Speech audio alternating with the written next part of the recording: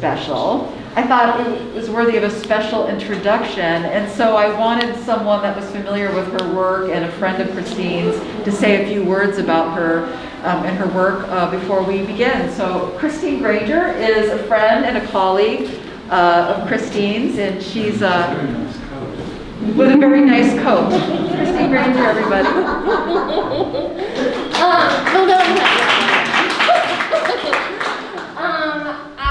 I was called by Tina and asked to introduce Christine, and of course, what an incredible honor. I might get choked up. I've known Christine for over 20 years. When I first moved to Marquette, I didn't have a connection to the art scene, and I was kind of working on my own, and my mother lived in Iron Mountain, and my mother and Christine were in a writing group together, and my mom was like, oh, Christine's having this workshop on family albums, and can we do this together? And I was sort of grumbly a little bit about it, because I was like, you know, it's your mom. And it's like, your mom's getting in your art world.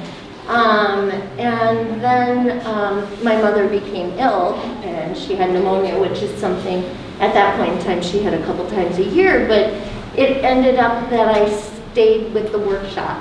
And Christine and I developed an incredible relationship from the get-go. Her love of family and photography and art matched my love as well, and our friendship grew, and she then invited me to have an exhibition at Oasis Gallery, and after that she invited me to become a curator at the gallery. And for some of you, most of you, hopefully, I hope you all know that Christine was integral to starting Oasis Gallery. And that gallery was a contemporary gallery where no art was censored or anything like that. We had an incredible contemporary art gallery for over 27 years, and she made that happen. And she is the reason we have such a vital art community in Marquette. And she is Marquette's treasure. She's my treasure as well. I continue to write with her in her writing group, and we continue to talk about art, and I am just honored to know her, and honored to be here today to celebrate all of this work. And when it came in, if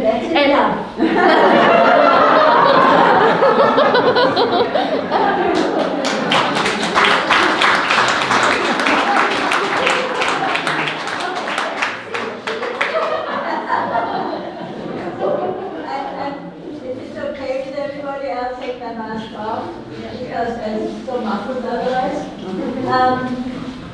It's wonderful to see everybody here. Most of you are recognized despite the mask. So welcome. I must admit, I had some real doubts about doing this exhibit. I thought it might be a hodgepodge of things. I was afraid that the mats didn't match and the frames were scratched, and how are you going to show 50 years of your work? But Kel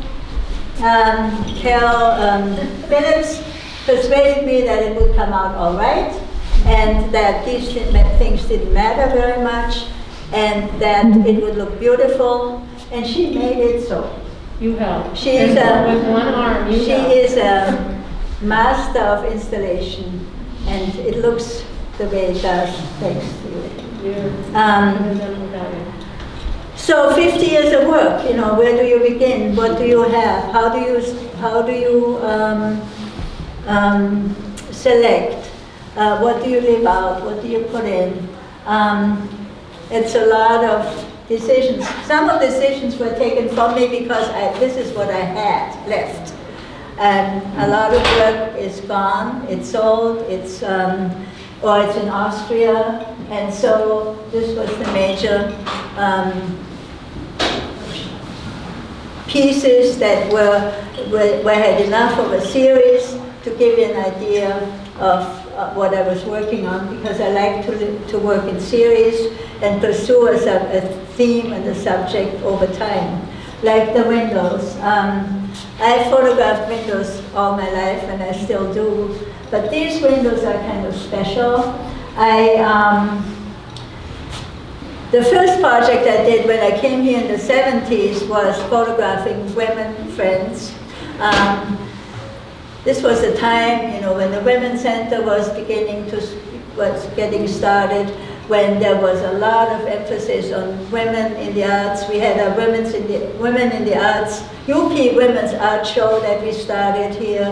We had a women's photo group, and women were really important in my life, and so I photographed a lot of them, and there's a whole series of these portraits in one of my books that I put together. I decided on the walls that wouldn't be enough, so I put all these other photographs in books, and you can spend a lot of time looking at those images.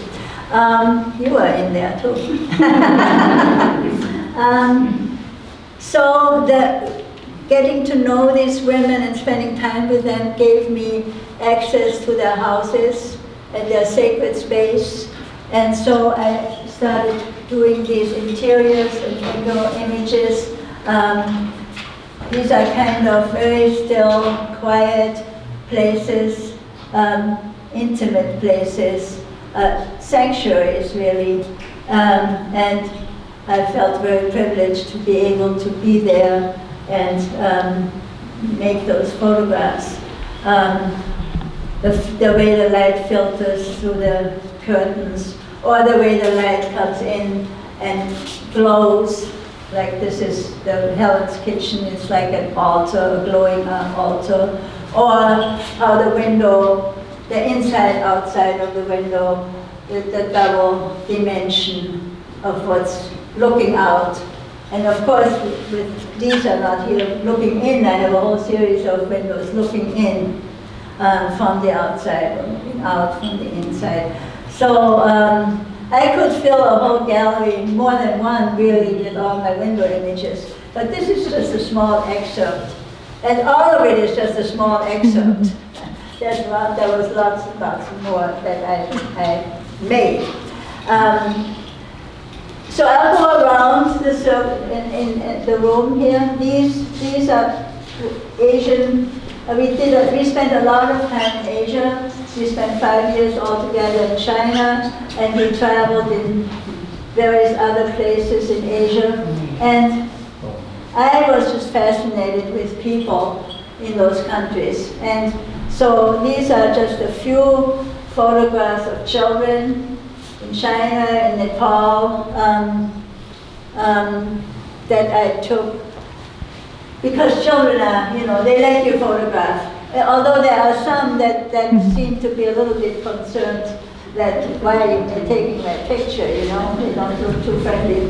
But photographing people in a foreign culture is a special challenge, I think, because you have not necessarily the verbal language, and you have to communicate in other ways. A smile goes a long way. And in China, and I never took long lens pictures of people when they didn't know. I always asked them whether I could take their photograph, and when they said no, then they said no, you have to accept that. But many said yes. And in China, what I did was I spent, since we lived in one place and were not traveling, and so I could make myself part of the environment. I would go with my camera through those lanes, and people would kind of get used to me being there. And so when I finally asked them whether I could take their photograph, they didn't feel intimidated or put upon. And it was then quite easy to do that. Some of them were very spontaneous, immediate, short interactions, very small, short encounters. You can just establish rapport with somebody, and then, there's such a beautiful monk or such a beautiful old woman, and you can express that, to them, even if you can't tell them in words, that you appreciate them and take their photograph. So I feel really very privileged to be able to have had all these encounters. And each photograph for me, is a story. Then in the back, there is 2 pictures of parks. I did a series of parks that came about when we lived in Illinois for one semester. When we were already here, but we spent one semester in Champaign-Urbana. And there's a beautiful park there, Elegant Park, which was very European and had a lot of statuary, and it was kind of a park that has, it's very designed. It's not like Pascal or big natural parks, but I love that about these parks. And so I started doing park pictures. There's one of Vienna, Schönbrunn, and then one of Illinois. The slaughter pictures, some people find rather bizarre. I grew up on a mountain, on a farm in Austria, and pigs were being slaughtered. The pig piece is from a pig in Austria, on the Austrian farm. So that was something very natural to me. It didn't look as bizarre to me as it may look to you. And Chinese markets, they are full of live animals that are being killed. You can pick out your chicken and they'll just kill it and rip off the feathers, and you get the freshest chicken you can imagine. Or you can buy a fish, a live fish, and you put it in a little bag with water. You go home, take it and put it in the bathtub with water till your husband comes and kills it. So some of these are sort of bizarre, like those lizards up there, that's Chinese medicine.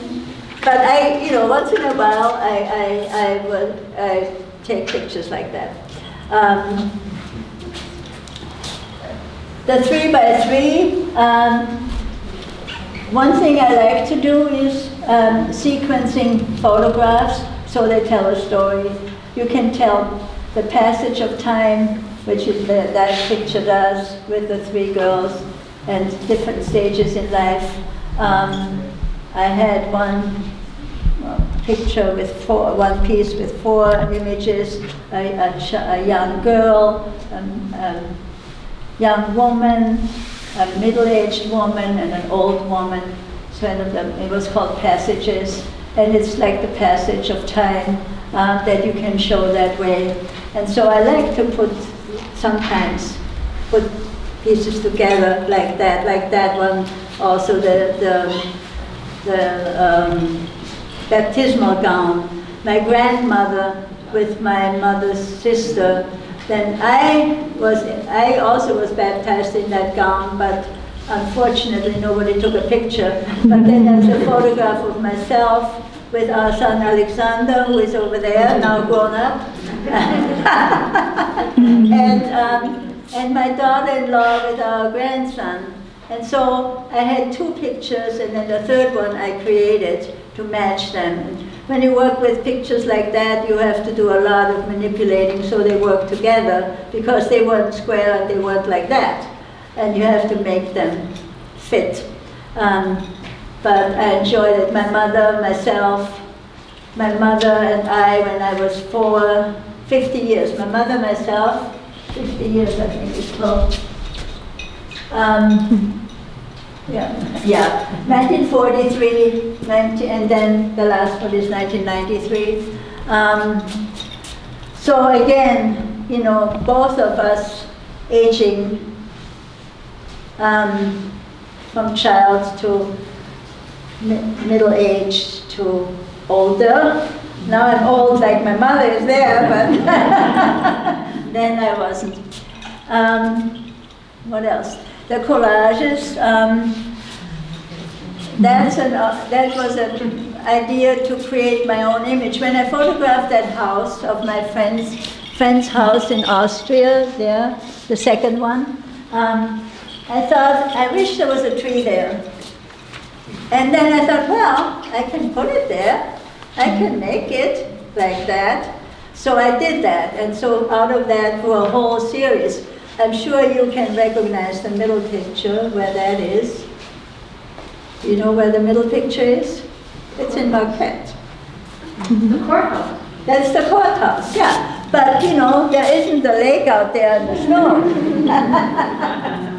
But that's what I saw, and so I decided to create it. The cyanotypes, the blue pictures, an early example of my interest in alternative processes. These are cyanotypes, blueprints, and then you can do other things with them. You can transfer them on fabric and make mixed media work. And I did a lot of different alternative processes, especially for my family album work, which is on that wall. The little that I have left of it here, I worked on the family album I worked on for 20 years. I found all these letters and documents and artifacts of my family in the hayloft, not in the hayloft, in the attic. And I started reading them and getting really absorbed into these letters and the stories of my grandparents and my father in the war. And so then I translated them, and then I transcribed them into the computer, and had all these photographs, and then it just evolved, you know. There were all these stories that I had to give form to, really, especially for my grandchildren, who are, one of whom is here, and who, you know, who are Americans, and how do you convey your own heritage and your own past to them? And so I began making these mixed media pieces, these shrines and books, and it became a huge body of work, and it had to be somewhere. And so we decided, since we have this farm and we have space there, we decided to convert the hayloft into a gallery. And it's now installed there. These are just a few little pieces from there.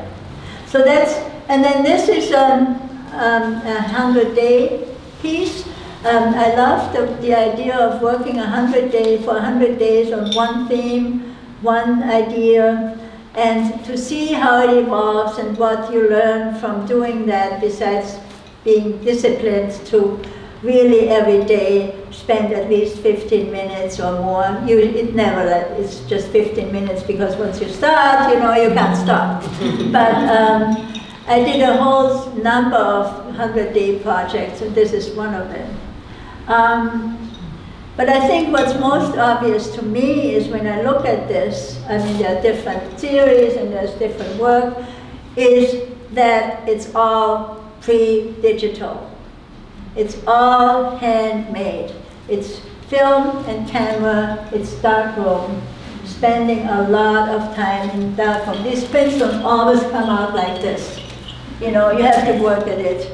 You have to decide how you want the print to look, what feeling you want to express. And you have a lot of impact when you print to do that. It's not just taking it to a store and it comes back, you know. So I like hands-on work, and that's why I like mixed media work, because it's all made by hand. You know, many stitches in this coat, many stitches in this these blueprint pieces. And stitching is something very meditative. I mean, made you do this? I made the coat. I mean, I did not. The embroidery is Chinese embroidery. I had that, but yeah, I made the whole thing. I made this coat because we were at an exhibit in Alaska, in Anchorage, and we saw a beautiful exhibit of shamans' coats of Siberia. And I saw them and I was just totally enthralled. And I found now a sketch that I made right there and then that I would make my own. I just was so inspired, I made my own shaman's coat. And it hangs above my computer, and it absorbs all those rays and protects me from technology. So, you know, nobody would do this now, these collages, because Photoshop does it. I mean, you have to know how to use it, and you can use it more or less. But these are done with scissor and glue, and you can see it's with scissor and glue, and it's okay. They're not perfect, you know, they're not, you can see how they're put together, and I like that about this. So, I am glad that I made all these things when it took a lot of time, and when I took the time and had the time to do it. Because now I use my phone camera and I don't print anymore.